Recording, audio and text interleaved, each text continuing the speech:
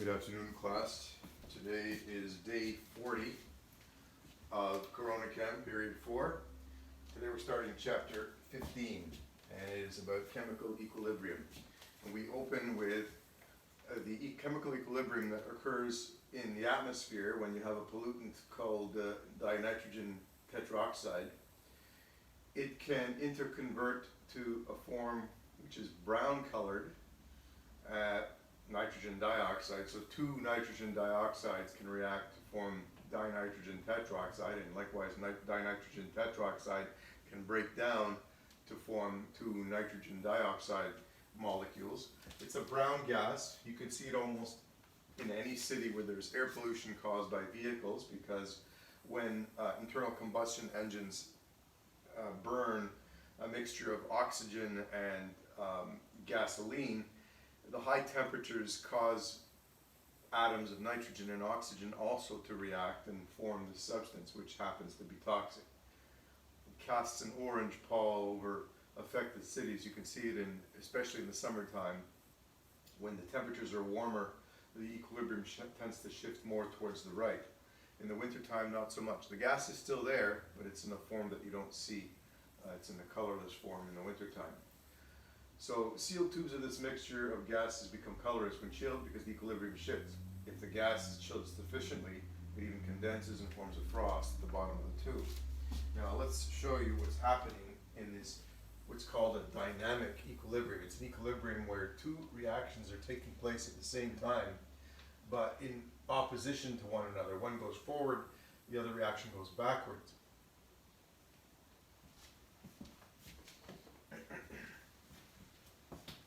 So the forward reaction, let me get my glasses.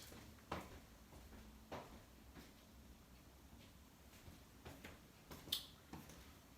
have them here. Oh, here they are. Forward reaction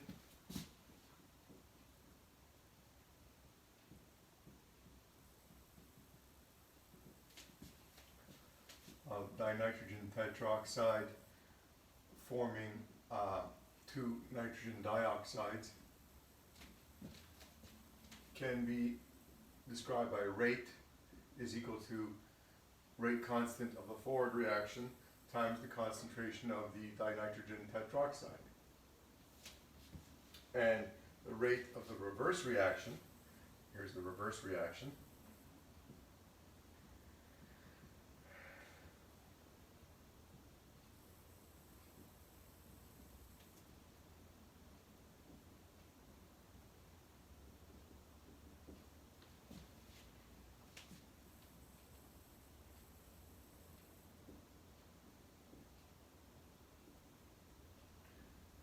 nitrogen dioxide concentration raised to the power of 2. At equilibrium, the two reactions are going at the same rate. They're both producing their product at the same rate. So because the two rates are balanced, there's no net gain of one or the other. They're both, it's like playing a ping pong game with more than one ping pong ball. So at some point, the two players, if they're equally matched in capacity, will be lobbing the same number of balls back and forth. So at equilibrium,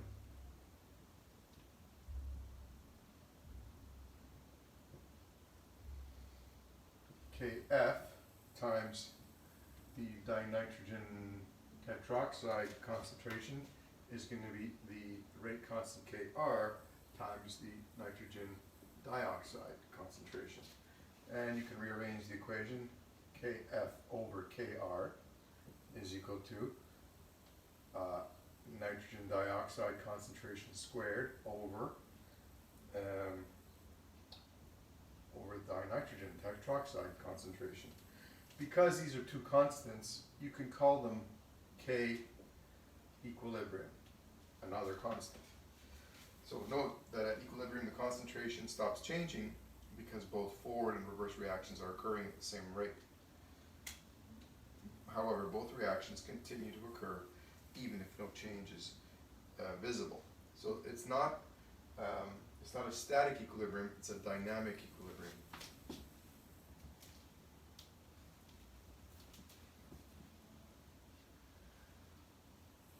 So the equilibrium concentrations, or the equilibrium constant, can be defined as concentrations of products over reactants, and the stoichiometric coefficients become powers. So K equilibrium is given by concentration of products divided by concentration of reactants. And the stoichiometric coefficients become powers. The book writes it in a complicated way, but I'm not going to waste time doing that. I'll show you a practical example and you'll see what I'm talking about. The equilibrium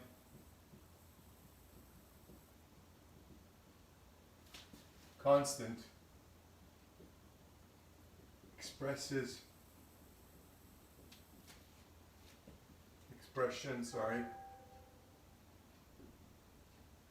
depends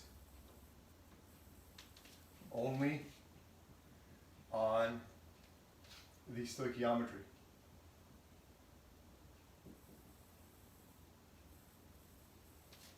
Not on its mechanism.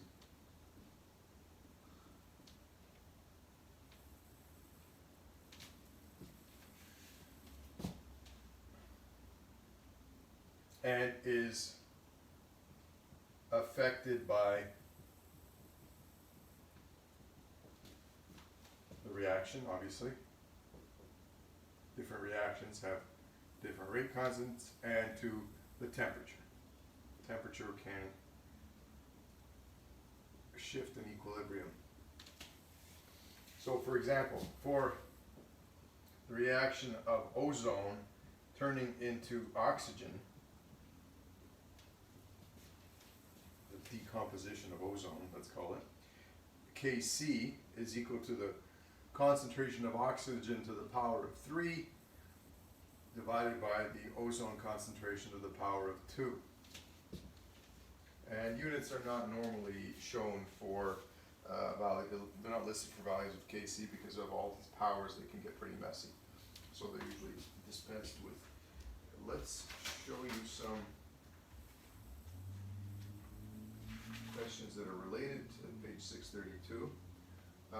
On page 632, they ask, in the give it some thought, there's two give it some thought questions. One of them asks, A, which quantities are equal in dynamic equilibrium? I don't know why I have this chair here, because I should have it like this. Which quantities are equal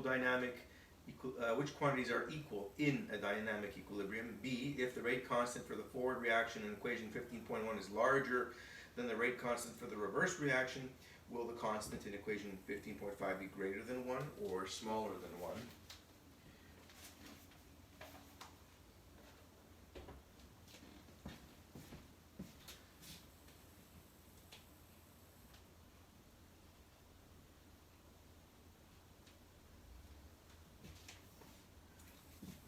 So give it some thought.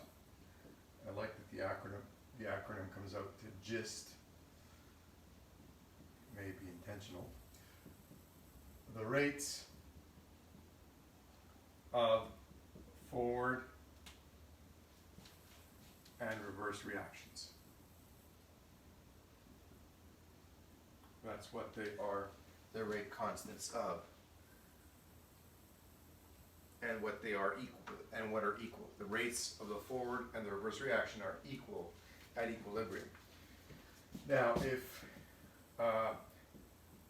since K equilibrium is equal to Kf over K reverse, K forward over K reverse, if K forward is greater than K reverse, then K equilibrium is going to be bigger than 1. How can you tell if a reaction reaches equilibrium? How do we know when the equilibrium has been reached in a chemical reaction? It stops changing concentration. So this is the bottom part of the give it some thought. There's just 2 of them on the page. The concentration will stop changing at equilibrium.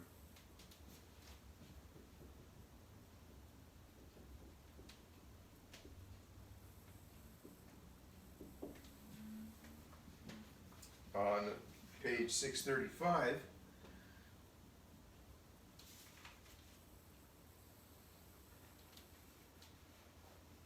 and you can see why it would stop changing, because if you have two reactions, one going forward and basically the same one going backward, once the concentrations even out, they're going to match their rates. And since one reaction is providing reactants for the reverse reaction, once one reaction goes significantly forward, it's going to speed up the other reaction. So even if the reaction is off equilibrium, say it's closer to the reactant side than the product side, the reactant side is going to go faster until it builds up enough products, which are basically the reactants of the reverse reaction. So once they equal out in the concentrations, the reactions will achieve a dynamic equilibrium where the reaction stops changing because the rates are matched.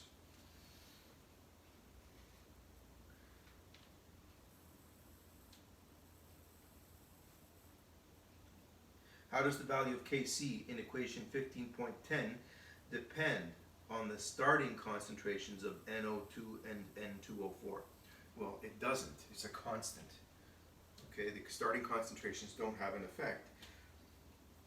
On 634, what do the symbols Kc and Kp represent? Okay, there's K for concentrations when you're dealing with an equilibrium based on changes of concentration, and you can also have an equilibrium constant based on changes in pressure. And there's actually a relationship between the two, and that's give it some thought on page 636.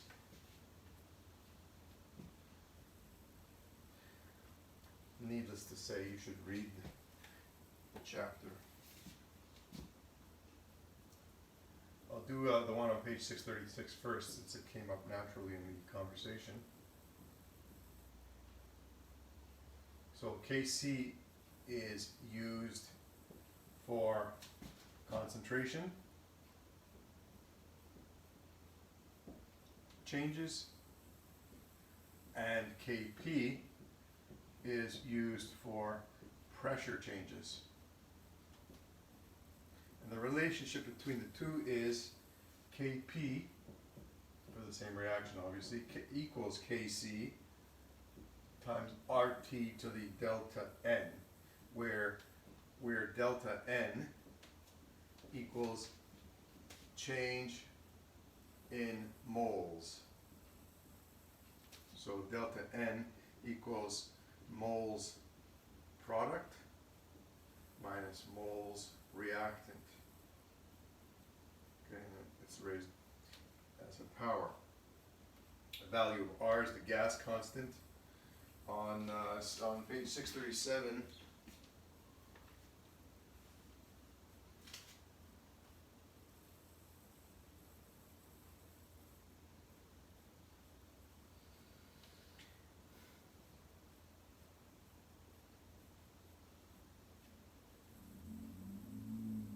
they use a gas constant 0.08201, 0.08220, actually it's 0.08257 liter atmospheres per Kelvin mole, and T is the temperature in Kelvin, so it's the absolute temperature. In that question on page 637,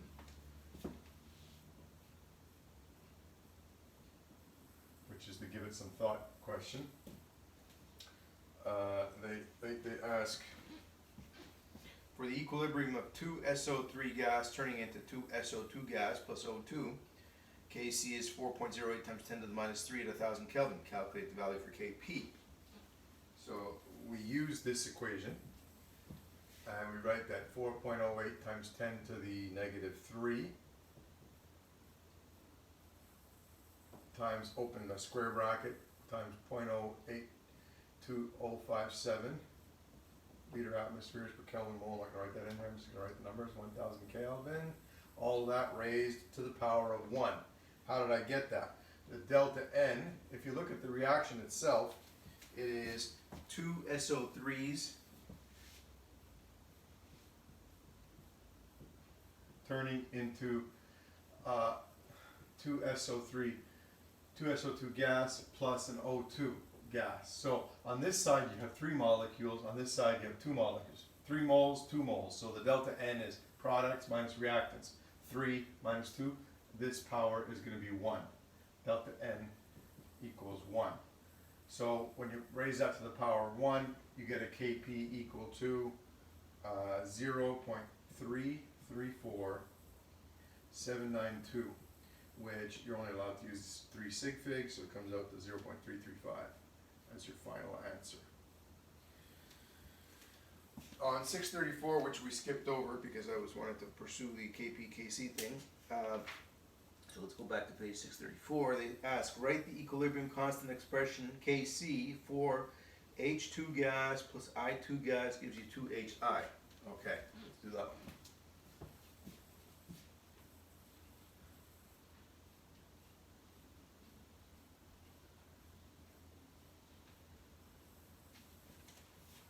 So H2 gas plus I2 gas gives you 2HI gas. This is a practice example on page 634. Kc, which is equal to the concentration of products over the concentration of reactants, using the coefficients as powers, is going to give you the following. The HI concentration raised to the power of 2 times the H2 concentration times the I2 concentration. That would give you the value of Kc for that one. For the second question, which involves Cadmium bromide ion, cadmic, I guess, bromide, I didn't know cadmium could have a plus, oh no it doesn't in fact, it has, cadmium has a +2, but there's 4 bromides associated with it, so it ends up having a -2 charge. So that with cadmium and 4 bromides. So this is the reaction. Cadmium reacting with 4 bromides to give you CdBr, taking 4 with a -2 charge, so it's a complex ion. Let me see if I did everything right. Aqueous, aqueous, aqueous. Yeah, they're all aqueous. Okay, so Kc for that will be products, which in this case is this one, over reactants. And you notice that the bromide concentration is raised to the power of 4 in this case. On page 638,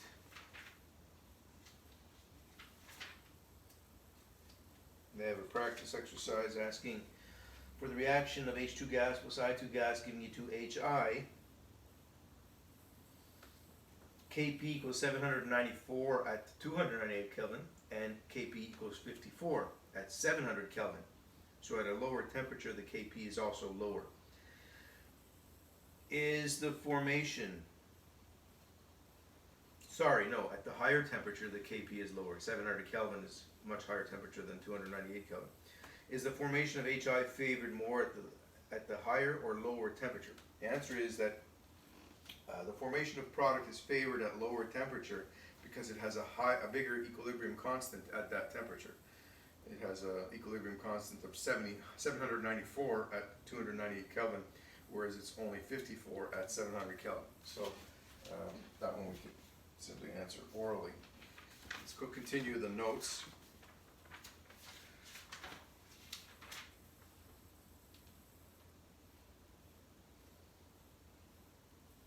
So when K is a lot larger than 1,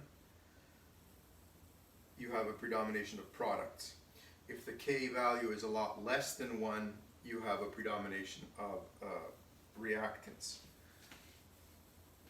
And when you when you reverse the reaction, this is a rule, it's a sneak peek at a rule that comes up. But when you reverse the reaction, if you write the reaction backwards, the value of K, equilibrium, will be the reciprocal. And you'll see why in a moment. So when you have, for example, N2O4 gas turning into 2NO2 gas, the Kc for that reaction is going to be equal to products over reactants. So NO2 concentration squared over the N2O4 concentration.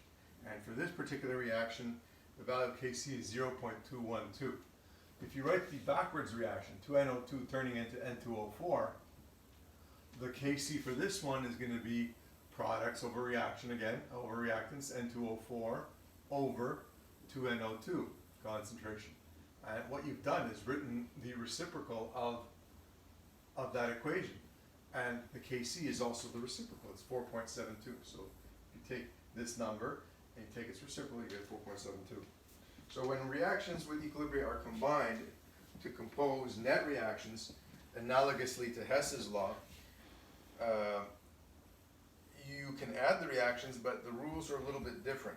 So there's three rules. Rules for dealing with equilibria. So here are the three rules. They appear on page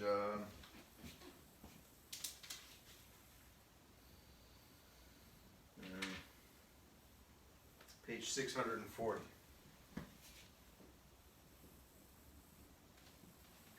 One, K for reverse is 1 over K. Second rule, if a reaction is multiplied by a number, then K is raised by the same power. If a reaction is multiplied, raise K by the same power. Power, not multiplier, power. Make it an exponent. And then third rule is if K for a reaction made up of two separate reactions is the product. So if you add the reactions, you multiply the values of K. The K for a reaction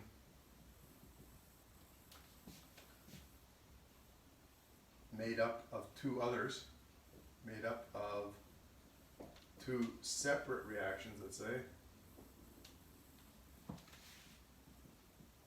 is the product of the K's. So if you have two reactions, one with K1 and one with K2, your K equilibrium is K1 times K2. Okay, let's do an example from page 640. Practice exercise. It says, given that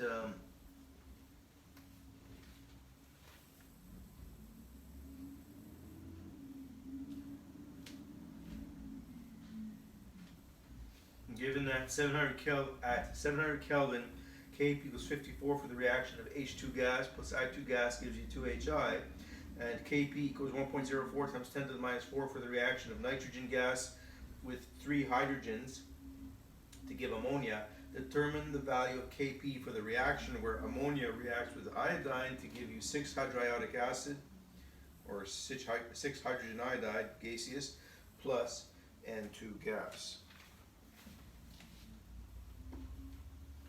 So I'll show you the two reactions that are being combined to make our target reaction.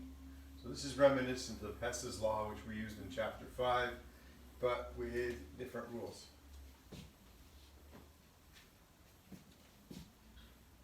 This is on page, actually the top of page 641, practice exercise, page 641.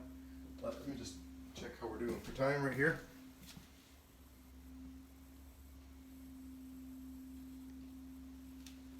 .24 minutes, so this will be our last example.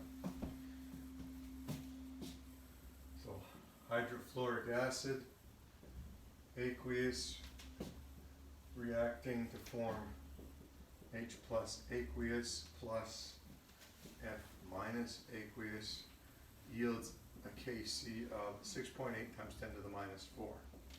The second reaction is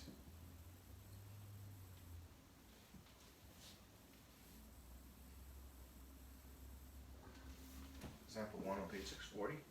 Oh, I'm sorry, I did the example at the bottom of page 640, not page 641. That's going to be your homework.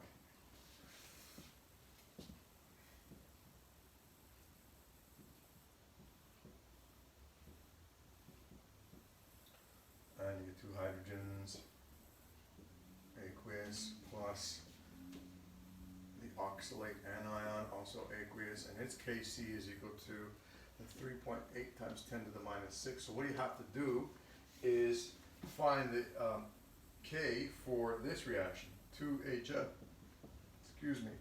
plus oxalate, C2O4 2 minus,